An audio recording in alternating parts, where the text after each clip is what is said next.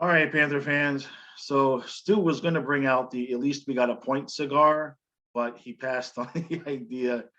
Um, disappointing night. While at the same time, it was good to see the team fight back a little bit. I hate losing in the shootouts. I hate the shootouts. Period. Even though Matthias says that's his favorite part of the game. And but we got definitely multiple things to talk about from last night. Stu, how we doing this morning? We're doing okay. Just trying to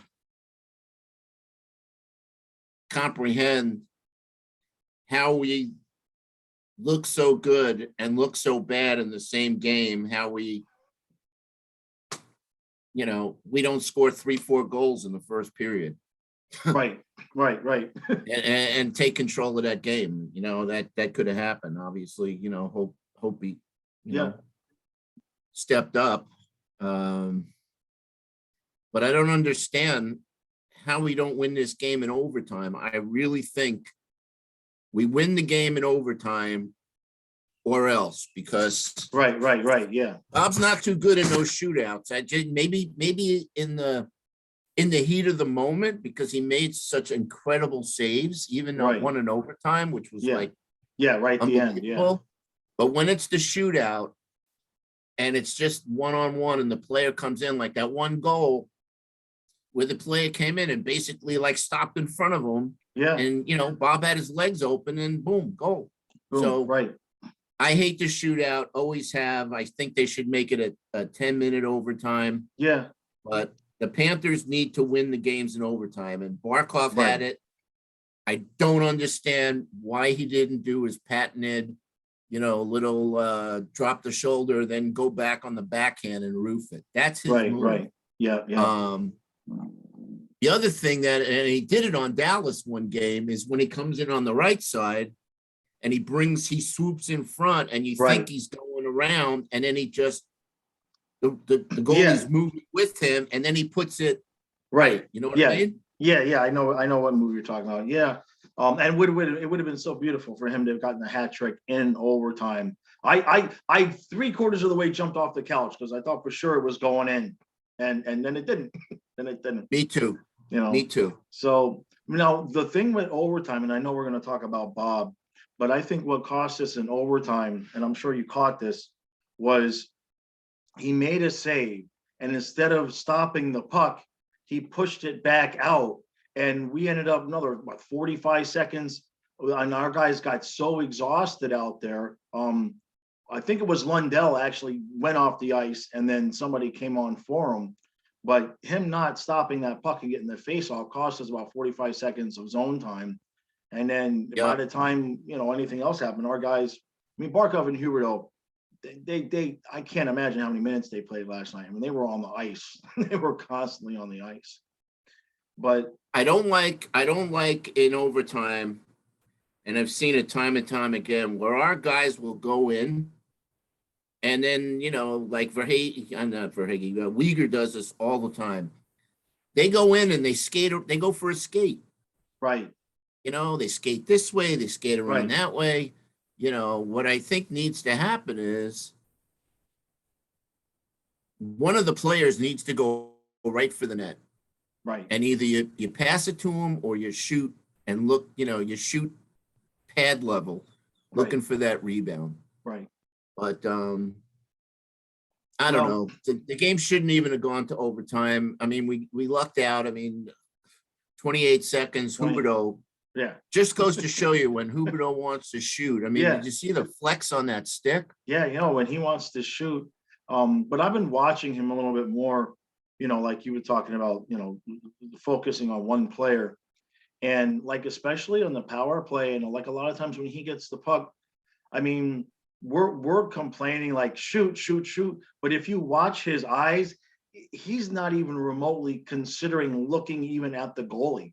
He's getting the puck with one thing on his mind, and that's making a play and passing it to somebody. Which finding the open man, which he's the best at. But right. That has its purpose. Go ahead.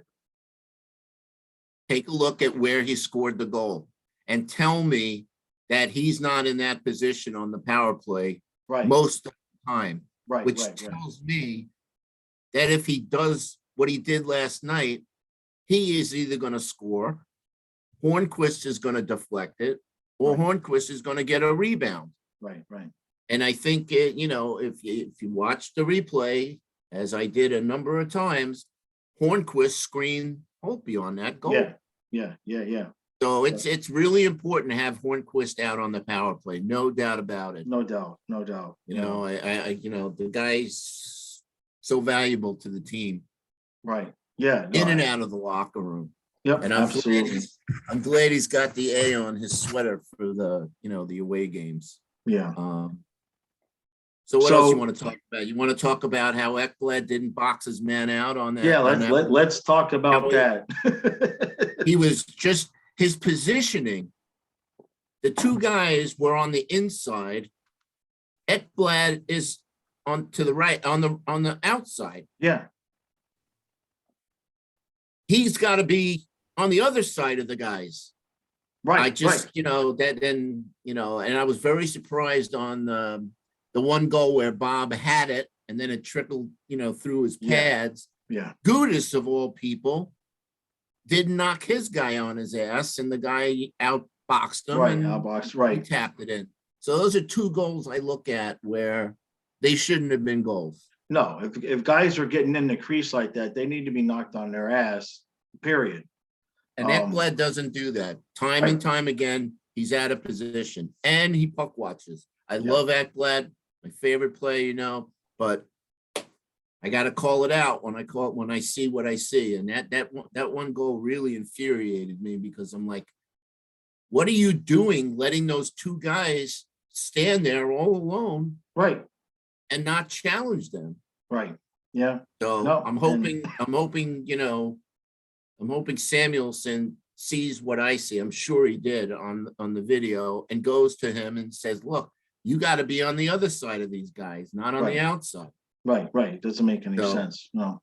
Anyway. Well, and then of course, out of the five, there's the two that Bobrovsky the one that trickled, 5-hole, and then whatever the hell he was thinking in the third period when he comes out, and that's not like him at all. That's totally out of character. That he very rarely does that, and for what that's a Spencer Knight move.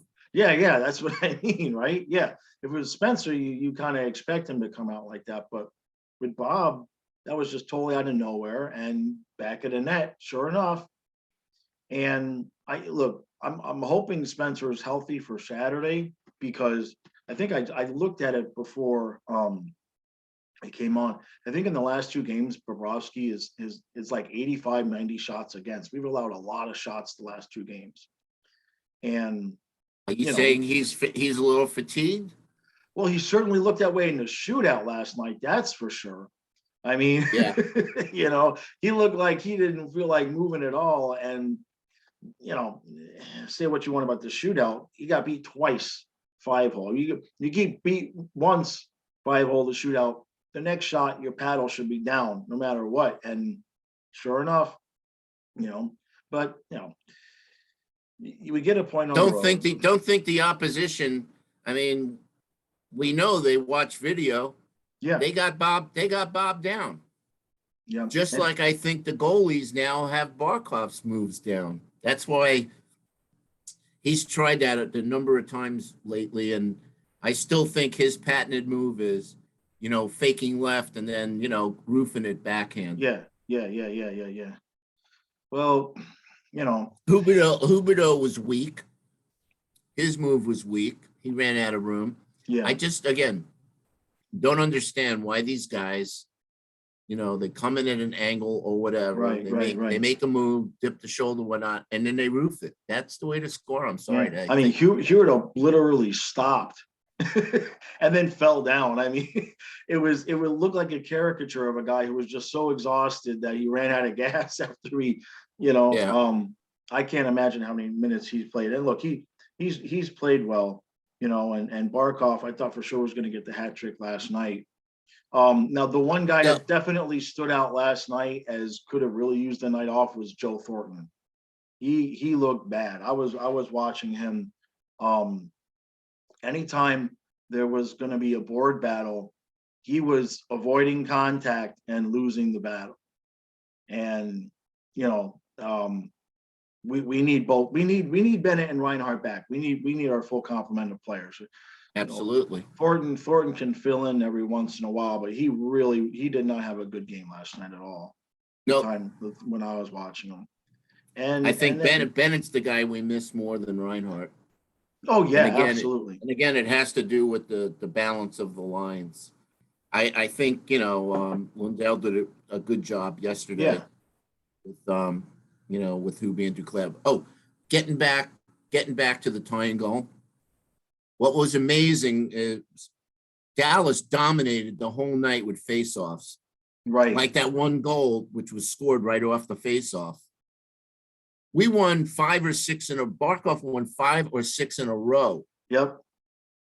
On that, and that is so key. Like on a power play, Right. That is so key to getting a goal, is to win that face-off and get the play going. And don't forget, Dallas came about 6 inches away from ending it with an empty net anyway. The puck just went wide. So, I mean, it was one of those nights where 6 of one, half dozen of another. You get a point on the road, but at the same time, when you score 5 in regulation, you should win. But there was so much blame to go around. Like the 2 of the goals that Bobrovsky gave up in the first period, or the first 2 goals, they were just deflected right before it got to him. There's not much, there's not much you could do there. The Sagan goal shouldn't have happened. That was a defensive, brain fart. What about the Holtby save on Verhaeghe at the end of the game? Right. Unbelievable. Not the first shot, the second shot. Yeah. Yeah, no, Holtby played about as well as a goalie could play for also giving up 5 goals. He was making some ridiculous saves. Unbelievable. There was one on Barkov, a one-timer, and Goldie or Randy mentioned, like, if he lifts it, if he lifts it high. So yeah. So anyway, we gotta really get our act together, man. I'm kind of worried. We played good last night. We played good enough to win. Yeah. I just think, we had some defensive. Well, the last 2 games have been a little bit more loose defensively than we've been used to. Now, remember the last time we had the road trip, because Brunette, we were struggling, but then the last road trip we had tightened down defensively so much to the point where we were not scoring as much as we are now. So somewhere in there's got to be a balance, because like a night like last night, eventually your goaltender is going to get tired. I mean, the other night I think he made 45 saves, and then last night I think it was 37 shots on goal, something like that. So I mean, we talked about keeping him fresh and everything, and so hopefully Knight can come in. I think probably the plan might have been to play Knight last night if he'd have been healthy, and then put Rob in for Carolina. But hopefully Knight's healthy, because I'm not really liking the idea of throwing Johansson out there against the Canes. Exactly. Exactly. No, that's not happening. By the way, for both teams, the third period, at one point midway through, we had 3 shots. Dallas had 2. Yeah.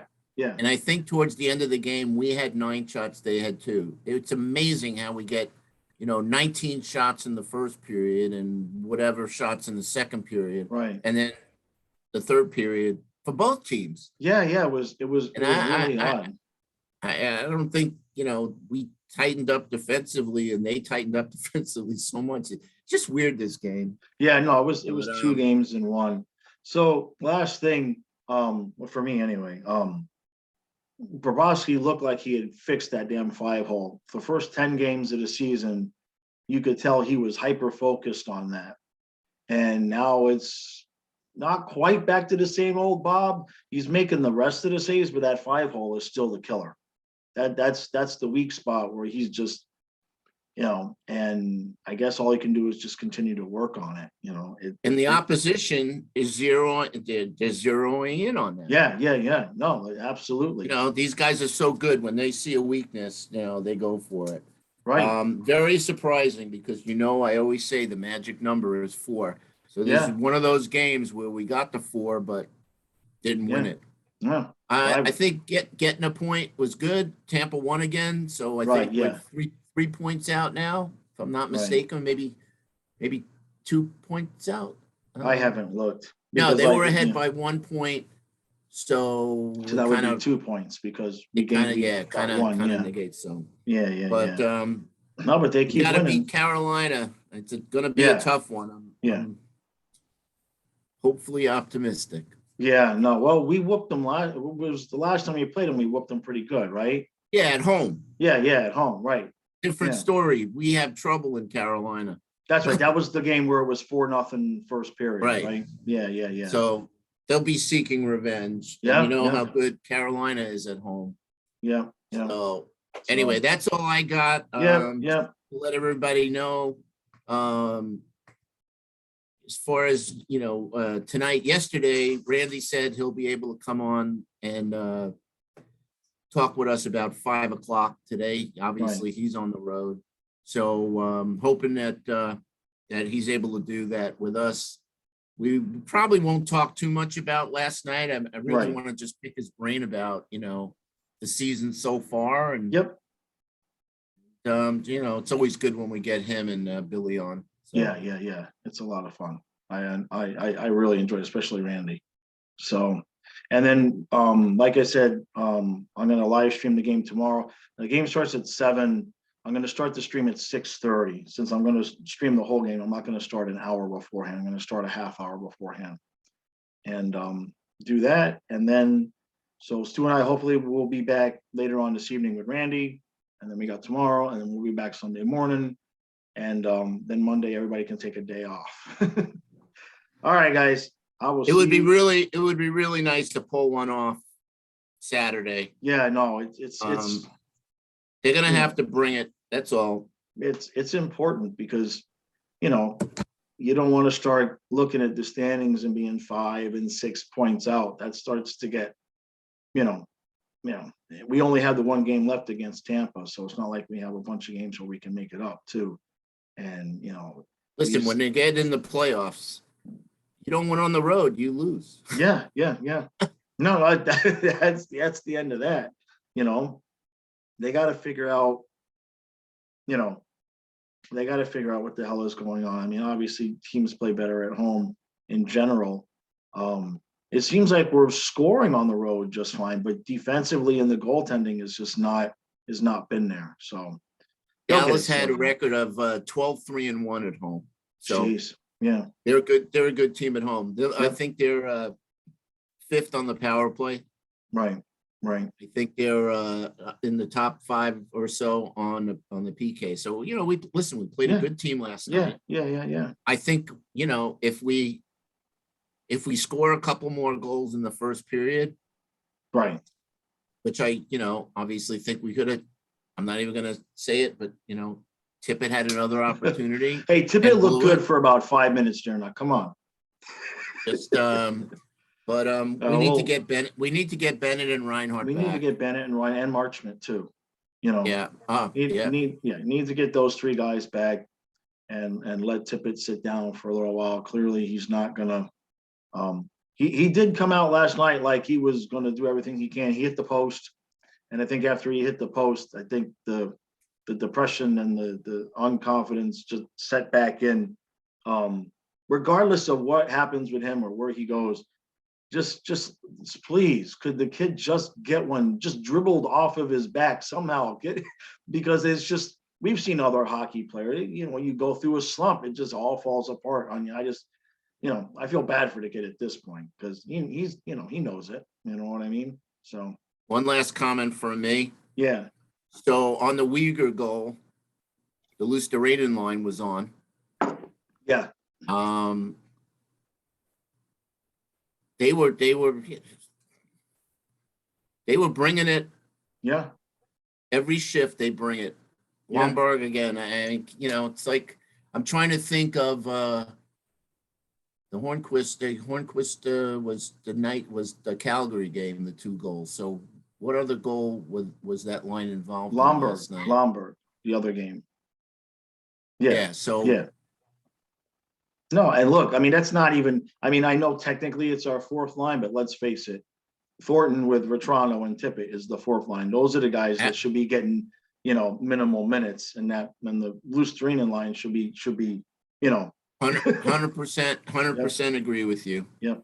So, all right, Yeah. guys, we will see you guys hopefully later on.